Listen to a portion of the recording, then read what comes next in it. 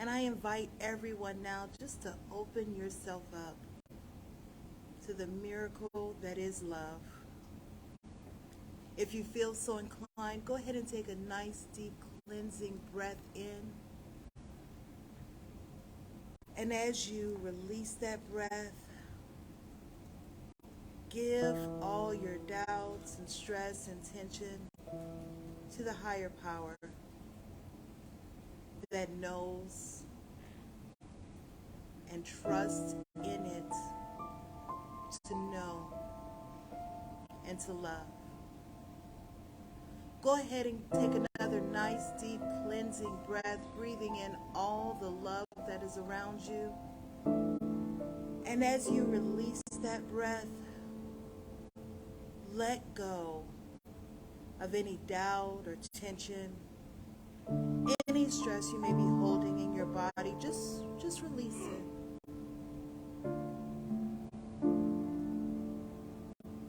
And as your breath finds its natural rhythm, allow your body to relax in this moment. And allow your mind to be here now. Universal love enfolds me. Universal wisdom inspires me. Universal spirit enlightens me. Universal power encircles me. I am one, and all is well. As we begin this inner healing process, let me invite you to relax in quiet confidence, opening yourself to the miracle-working higher power.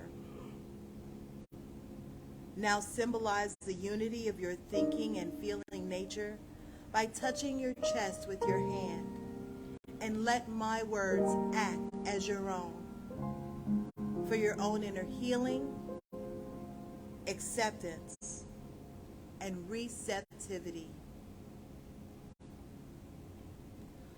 I acknowledge that there is a power, intelligence, and wisdom greater than my own.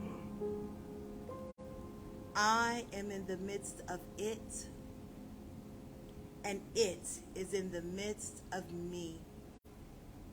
Sensitive and responsive to my every thought, word, action, and feeling. I now make this true for myself by saying aloud, I acknowledge. Acknowledging this higher power working through my life, I admit that I am personally responsible for solving my own problems while being guided and assisted by something greater than myself. As I am ready to surrender the conflicts of my ego to the wisdom of this infinite presence, I simply speak these words. I surrender. Knowing that forgiveness is the key to unconditional love and the feeling of heaven, I now unconditionally forgive anyone and everyone who has ever injured me in any way, real or imagined. And I now forgive myself for all of my mistaken judgments and their resulting actions. From my deepest level of understanding, I now say, I forgive.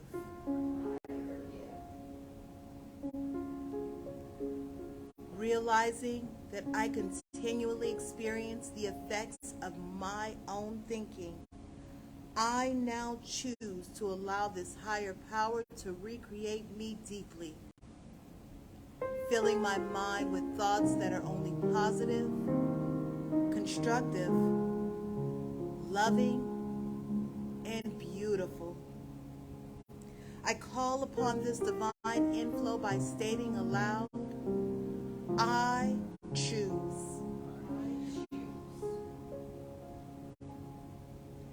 I now center upon that one special idea that I'm willing to accept as real for me in this coming week.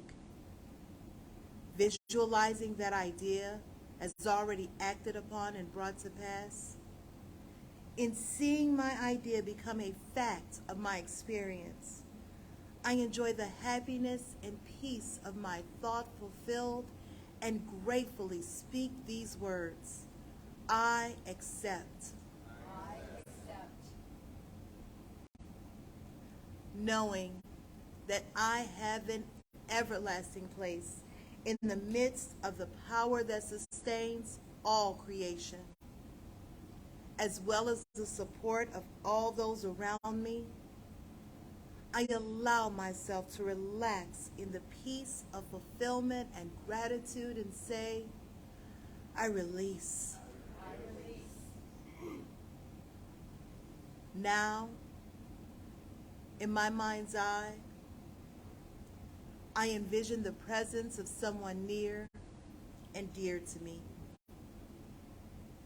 This can be a friend, a family member, a teacher or mentor, someone who has touched my life in deep and loving ways. Someone who may not be physically present in the room with me this morning. I turn toward that image in my mind's eye and say, I'm grateful for the good in your life.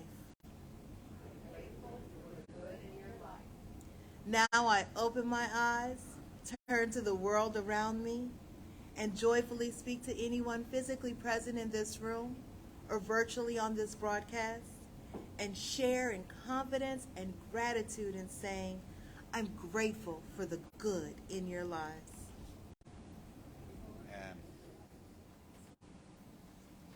Welcome to Creative Life Spiritual Center, where little cable cars climb halfway to the stars.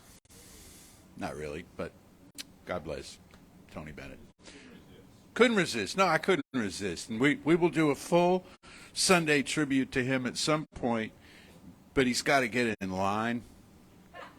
We're backed up way past David Crosby. We're backed up to, I don't know. So, yeah. But we do. That was gorgeous, that song you just did. And if you couldn't tell already, today is about circles. Today is about circles. Do you ever feel like your life is going in circles? Well, Ralph Waldo Emerson, whose friends called him Waldo, and he called himself Waldo, he believed that everything moves in circles and that this was not a bad thing. Going round in circles was not a bad thing. So I have some thoughts to share with you today from his essay from the first series of the 2 series of essays he wrote called Circles, and they're going to be putting some of these quotes in the Facebook chat, and there'll be more when the YouTube version of this service goes up in a day or two, because I always notice there's more they've added out of the same body of work. Now, you're going to hear announcements in a few minutes, but I want to double up on one of them, which is that next Sunday, Reverend Arthur Johnson is going to be here, okay? And I want you to come hear Reverend Arthur Johnson, or if you're at home watching, I want you to tune in at some point during the week and watch Reverend Arthur Johnson. And I always have to explain this, but I'll do it. Whenever anyone speaks here, me, anyone else, and especially anyone else, we'll often hear people say, well, I want to come out and support so-and-so. I want to come out and support the speaker. That's not the reason to do it. They appreciate it, but they've got it going on already, okay? You come out to support you. They have something to say to you that's for you, okay? This is not your daughter's dance recital, is what I'm trying to say, okay? you come out and you learn from them, because they're going to put ideas across. Each of the speakers that we have here, and we'll have a greater variety of speakers the more we open up, in the years to come. But the speakers that we have here have put together something that they feel is useful for you. And so is this series on Emerson. It's not a series on Emerson, it's a series on you. It's a series on me. It's a series on our spiritual life, drawing from somebody who's recognized as a wise person. And you can't have enough of them. A wise person who over 200 years ago was saying some really impactful, well, actually, he was pretty young over 200 years ago, so about 180 years ago was when he was saying powerful and impactful stuff. And one of these pieces is that everything is a circle. The I is the first circle. Take a moment and just look straight ahead and notice that your field of vision forms a circle. Your two eyes form a circle. And when you move your head, okay, the circle moves and it takes in. And you can't see what's back here until you turn, so this is where this is called paying attention. This is called paying attention to what's going on right now. Right, I have to mention that line from My Big Fat Greek Wedding, where she says, "Well, but father's the head of the family. The daughter's father's the head of the family, and the mother says, I am the neck. I turn the head." Isn't that great? So everything is a circle, and he says, then the world as we perceive it is a circle. The globe, of course, is a circle, but everything moves in circles. Everything travels in circles. The seasons, it seems like we have 4 seasons here, like most people do, technically. Technically, where we happen to live, Norway is a whole different scene, right? Okay, where we happen to live, summer seems to take up, kind of crowd out the other 3. But that's just in the weather. That's just in how we measure things. And Emerson tells us that everything is permanent simply as a matter of degree. Simply as a matter of degree.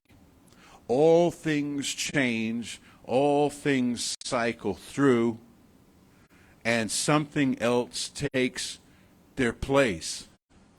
He says, better than the thing, better than the monument, the institution, a finer thing and nimbler is the hand which wrought it, and the mind which moved through that hand. So somebody has an idea, and they get all involved in it. And they bring in other people, and maybe some money changes hands, and a monument goes up. And everybody, it's new, and they have a grand opening. Everybody comes out, looks at it. Whoa, isn't it new and pretty? And then it's 5 years, 10 years, 100 years, 500 years maybe later. We move through monuments more rapidly today than ever before, and in our part of the world, But eventually, the thing crumbles to dust. If somebody doesn't artificially take it down, implode it like I remember when they imploded the Shamrock Hilton Hotel. Anybody else here remember the Shamrock Hilton Hotel down across Holcomb from the medical center? It was a big deal when it opened. Big deal. Glenn McCarthy, the oil guy, big oil guy. They made the movie Giant about him. Well, he funded this, and they, back in the, late 30s or early 40s when the thing opened, they flew in Hollywood. All of these Hollywood stars were there, and it was a great big thing. And then in, I guess, the 90s or so, they imploded it and took it down to rubble, and now it's a parking garage or something else what stood there, And so all these things that it's great. But the mind behind it, the one mind, the universal mind, of which he was a channel. Y'all sang about channels here in at the opening. Guy wants to build a hotel. Somebody says they think this would be a fine idea, and so they tune into that frequency of intention. And everything starts to come together for it to happen. But then time passes and it goes away and something else happens. And whoever had the idea for the parking garage or whatever went there, well, they all stood back and admired the beautiful parking garage that went up where the hotel had been, and eventually it'll go to dust and so on. And all these things go through. Now, what does Ernest Holmes tell us about this? He said, this is why you want to attach meaning to principle, not to form. Not to form. Not too much meaning to too much form, or you become disappointed, because all form redistributes itself. All form dissolves back into, not nothingness, but back into the pure potential whence it came. But the availability of intention, the availability of creativity remains as principle. So that's where we want to pay our attention. So Emerson is saying, it's a southern expression or a country expression, he says, don't get all stove up. Don't get all have you heard? Don't get all stove up about when things change or when the world sings the virtue of certain things and say this will never get better. I've joked with you before about different inventions and things that have come along just in my lifetime and in yours, and we'll say it can never get anything better than this, right? They said this about sliced bread. This is absolutely... I read somewhere that in the 1840s, which is when Emerson was writing, I think it was, they actually had a serious conversation about closing the U.S. Patent Office because everything had been invented. I'm not making this up. You can look it up. And it didn't happen, but it was enough of a conversation that people remember it today, got written down someplace, right? And we say, oh, how ludicrous. Well, the point isn't so much what society's doing about this as what we do as individuals about this. We hang our hat on stuff and we say, this is the be-all and the end-all. And then we're closed off to new opportunities. Now, he says around every circle, a larger circle may be drawn, and every deep opens unto a greater deep. There's always more. And it's not simply a repetition. Everything moves in concentric circles. Nature, he says, moves in concentric circles. And it puts me in mind of what Ernest Holmes has to say, which is that everything is on an upward spiral. We live on an upward spiral. He meant that, Holmes did, largely in the context of the afterlife.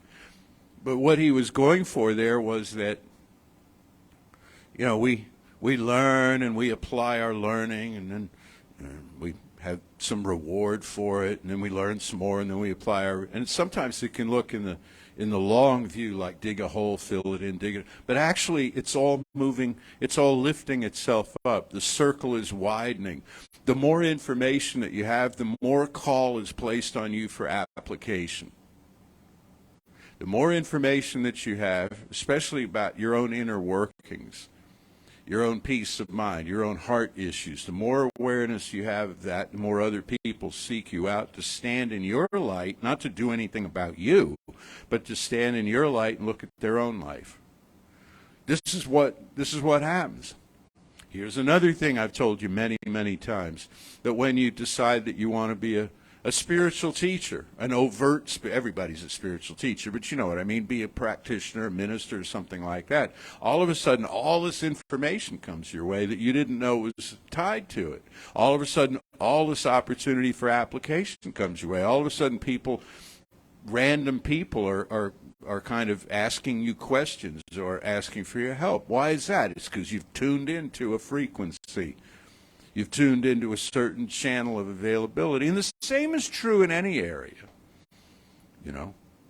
If I don't know, if any interest that you have or any passion, any kind of line of work that might speak to you, you involve yourself in it, and all of a sudden you see it everywhere.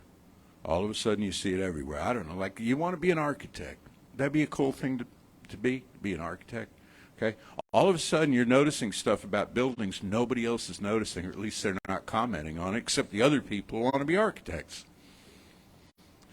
Bring an electrician or a plumber or somebody like that into a space, and they notice where the pipes are and how the lights work. And you bring a musician in, and they notice the instruments, and so on and so forth. And it's not that one thing is more important than another. It's that they have tuned into that particular frequency, as we discussed last week in his essay on the Oversoul, about placing yourself in the midst of that stream of power.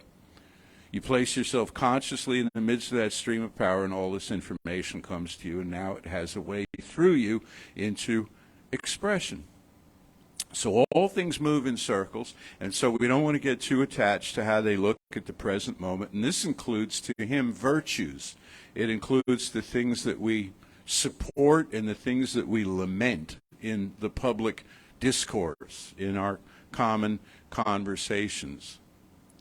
What is seen as evil by one person is seen as sort of a neutral experience perhaps by another. What is seen as justice by one person is seen as something sort of neutral by another. He says all of our fractious, angry conversations with each other are actually on one principle from two extremes. From two extremes. We take one principle of good, we take one principle of right, one principle of truth, and I assume one position at one extreme, somebody else assumes a position at the other extreme. When we recognize that it's a single principle that we're debating on, all of a sudden, that third party becomes consciously present to us, that we talked about last week and the week before, that where two people are in conversation, it's like there's a third party in the room, and that's the unifying soul. That's the life that we have in common. That's the principle of our own natures, the ultimate soul. Now he says, and I'm paraphrasing here because I don't want to take my attention off of you and look at my notes, which I could do, but I don't want to. So I'm going to paraphrase here, and he says, there's a part of you that is unchanging. It is your, we would call it, he didn't call it this, we would call it your universal self, the oversoul. It doesn't change, and it's only because you have that within you that you're able to notice the change that occurs in the circles of the world. Does that make sense? It's only because you're rooted and stable in one place within yourself that you notice everything move around you. You are the axis. Jung spoke of this much later. The Axis Mundi, the world tree that has its roots sunk in the earth and its branches extend to heaven. That's you, and you are rooted, and it looks like you move, but you only move in comparison to your environment, which itself only has location because of its comparison to something else. That is to say, if you see the globe from space, where is east?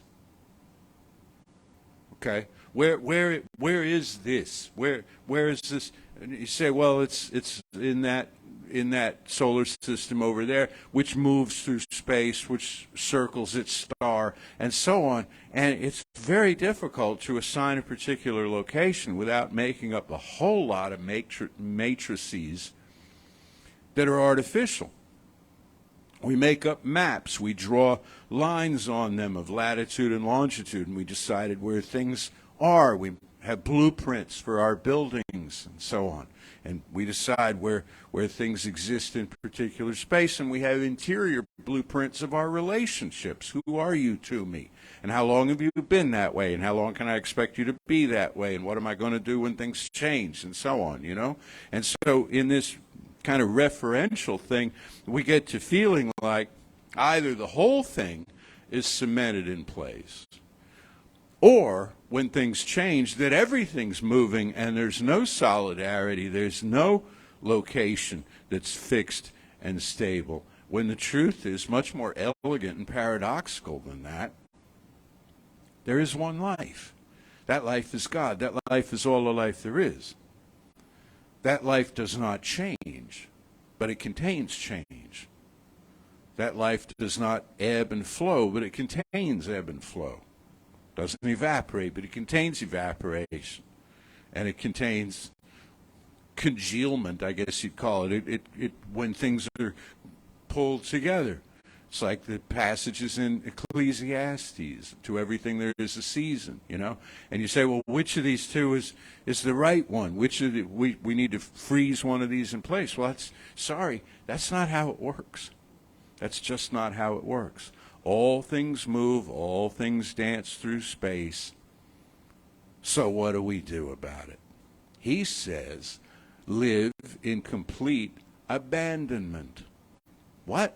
Live in abandonment to the great mystery of how things be and become. He says that along the way, the character that you choose to inhabit is seeking to reveal itself. Your best self is making itself known to you through hints and suggestions in life. You know, we stand there and we say, well, what should I do? What should I do? What am I going to do next? What am I going to do that's entertaining? What am I going to do that's lucrative? And he says, look around, and you'll see that everywhere there are hints and suggestions that life is making to you, from the universal level to the particular. To the particular. Every particular form, every particular effect is the result of a certain cause. Every cause is the effect of a prior cause. Around every cause, a larger circle of cause can be drawn.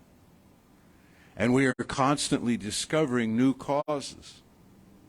We're also discovering that cause and effect are not departure and arrival, or arrival and departure, depending on how you look at it. Cause and effect are two sides of the same coin. If all effects generate causes and all causes yield effects, then it's really the same thing. And what determines what we call it is where we're spotting it from where we stand. Is where we're spotting the thing from where we stand.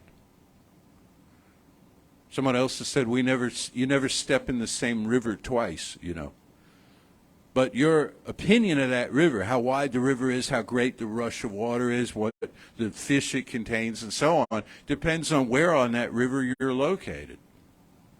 So wherever we happen to be in the moment, we make a judgment about the moment based on that expectation set, and we say, well, I've got it all figured out, when in fact it's highly subjective. Why this is good to know is to realize that any cause that's at work in your life can be unraveled back to the effect that gave rise to it and re-engineered, tinkered with in some way to where it moves in a new direction. How often we say to ourselves, well, I can't do this or that because of this and this and this, and I have a history, and I didn't do this, and I did do that, and all of this is accumulated stuff. And he says you can take the whole, you can unweave the whole thing back to, I am right now, and this is pure science of mind here, I am at the starting point of all creation. I stand at first cause right now, not subsequent cause, not multi-generational cause. I stand at first cause right now, and I declare into law along certain lines particular things to manifest in my life. Okay, I got to break down and look at this a minute because I don't want to forget. There's a couple of things here I for sure didn't want to leave out. The invisible thought works through all that is built. Behind the coarse effect is the fine cause, which, being narrowly seen as effect, is it? Whoa! The invisible thought works through all that is built. Behind the coarse effect is the fine cause, which, being narrowly seen, is itself the effect of a finer cause. Everything looks permanent until its secret is... Why am I having trouble reading this? Until its secret is known. Each thought forms itself into a particular wave of circumstance. I like that, a particular wave of circumstance. Every ultimate fact is only the first of a new series of facts. Cause and effect are two sides of one fact. Let's close with this. He talks about aging. He was still a young person when he wrote this, but he talks about aging. And he says, what we do is we assume the obvious, we assume the factual to be the necessary. We assume what's in the moment to be the necessary. You know how in this teaching we'll say, well, is there suffering? Sure. You bet. I've had it. You've had it. We may have it again. What there's not is a law of suffering. What there is not is a principle of suffering. It says, oh, well, it's time for the principle of good to be moved aside so the principle of suffering can come in. There's no principle of evil. There's no principle of trouble or disruption or something like this. There's a principle that's neutral within itself. It has no agenda. It has no opinion as to how it ought to operate. So what do? Well, we assume otherwise, and we say, well, it's always going to be this way because it's always been this way. It's going to continue on in some way. And by so doing, we hand off into spiritual law an order. We make a contract. We make a contract with it to deliver more of the same. Or, this sounds gruesome. You know how we'll say, I choose this or something greater? Sometimes, not out loud, but sometimes inside ourselves, we say, I'll choose this or something worse. Things are going to get bad, or they could really get awful. And this is what I'm going to know, and this is what I'm going to affirm and release into spiritual law. And spiritual law being, well, a principle, and not having, as they say, skin in the game, it delivers circumstances, waves of circumstances, which mirror in some fashion the declaration that we've made. So what does he say to do? He says, when you keep looking up, you consider the higher reality. Not just the ground level reality of what's going on here, but the higher reality of like, who am I? Whose am I? Who made me? Am I an infinite and eternal being? You connect with these ideas. He said, you don't grow old, you grow young. You grow young. And if you look at the people that you know, irrespective of their earth age, who are making a difference in the world and feeling really, really empowered and passionate about things, they are people who have a regular daily spiritual practice that they check in with that is beyond just the contents of their own opinion base. They go to Spirit and they say, remind me again who I am. Last line for today. And there are so many more. As the song said, I wrote this down, there's too much to take in. You're going to have to read it yourself. There's too much to take in or to find all that can be found. Because it's not about what Emerson had to say, it's about what Emerson was pointing to, right? It's about the universal circularity of things, the great mystery that we'll never have figured out. And that's the thing that we abandon ourselves to. But I'll close with this one line from him that basically ends the essay. He says, nothing great was ever achieved without enthusiasm. Nothing great was ever achieved. Stuff has been achieved, but it wasn't great. It was meh, right? But great things take enthusiasm, and the word enthusiasm or enthusiastic, these words come from Greek roots meaning in God. and theos. The spirit, actually, it's being so involved in the Spirit of God that you feel as if possessed by it, overwhelmed by it, where it's just kind of bubbling out of you. That sort of enthusiasm. When we go to Spirit, we say, show me who I am. Add to it, show me who I am, and show me what I ought to do about it.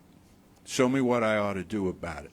And which rooftop to sing from today, which announcement of wholeness and wellness I am to make for all of my companions on this earth. So let's know together now there's one power, one presence, pure spirit, everywhere radiant, everywhere manifesting. And we turn our knowing of this to wherever people suffer, wherever people struggle, wherever people have forgotten who they are. And we invite that unchanging principle of creation that made them, that's within them, to speak now, wake them up, bring them to, pick them up, dust them off, so that everybody can pick up the life of their imagining and do great things in their own estimation, regardless of anything the world may judge to be better or worse. If each one of us is satisfied with what we're doing and how we're doing it, that right there is enough. And rewards and everything else are sure to follow. For this knowing, for this sweet time together, for this, dare I call him, spiritual genius, who was and is Waldo, I am so deeply grateful. I release this word now into the infinite, calling it done, and so it is. Welcome back, everyone. Thank you for being here. Thank you for your love and your energy. Thank you for your presence and your support. Thank you for your monetary donations. And not only you guys in the room, but also online. Thank you very much for being here. We know that all of you have multiple choices, and you choose to be here, you choose to be with us, you choose to hear this, and hopefully this is helping to feed your soul. So thank you for everything you give to us, and thank you for supporting us so that we can give back to you. With that, I would like to invite everyone to say with me, divine love through me blesses and multiplies all the good I am and have, all the good I give and receive. I am prosperous now, and so it is. So, and today was one of those days. I don't know if Jesse just had a lot to say, and since he's not going to be here next week, he was like trying to get it all out because he was talking so fast that Danielle and I were fighting to keep up with him. Oh, Lord. But here's the good news. Apparently, y'all like Emerson, and I think he's going to continue it into August. So hopefully he won't talk so fast next time. Danielle is amazing. Truly amazing. All right. So I don't have any idea what I'm about to say, so I'm just going to open my mouth and see what I say. I am going to invite you into the sacred, consciously into the sacred, because the truth is it's all sacred all the time, because it's all one source. It's all God-sourced. So I'm inviting you consciously to enter into the sacred, to take that breath and breathe in everything as love. And as you breathe out, just kind of relax. And relax into that knowing. That knowing of one life, of one power, of one presence, of one love. And know that whatever is going on, that there is good. when we walk into situations and we look around and we go, what? Know that you've brought the good with you. Know that you have everything you need to handle whatever it is that is going on. The guidance is available. The resources are available. And what it takes is you stepping consciously into the sacred and saying, guide me, show me who I am, show me my opportunities, show me my resources. Increase my willingness. Increase my circle of sight. Let me see. Let me see with Spirit's eyes. And it will be all good. And I'm going to wrap my arms around everybody right now holding the weather. From those of us in the triple digits to those who are getting unprecedented rain, God is with you. Open your eyes and see the necessary resources. They're available. And we hold you into the arms of that everlasting Spirit. And we know that each and every one of us is a divine channel. And I'm going to remind you, sometimes you're a divine channel for yourself, and sometimes you are a divine channel for another. And there is nothing special you have to do to be that divine channel other than know who you are. Know that you are a beloved child of God. Know that you are a brilliant light, even when you don't see it yourself. And I'm going to know this with gratitude, because gratitude is amazing. And gratitude is simply another word for love. And so I'm going to relax, and I'm going to release. Release with gratitude. I'm grateful for this teaching. I'm grateful for this place. I'm grateful for this community. I'm grateful for our musicians. I'm grateful for our practitioners. I'm grateful for our ministers. I'm grateful for our musicians. I am grateful for each and every one of you. Whatever you are seeking is seeking you. And so I release into law with love, knowing it is done. And so it is. Say with me now, something wonderful is happening through me. Something wonderful is happening through me. I feel it in my body. I feel it in my body. I feel it in my mind. I feel it in my mind. I feel it in everything I am. I feel it in everything I am. I choose it. I choose it. I trust it. I trust it. I use it. I use And I love it. it. So it is.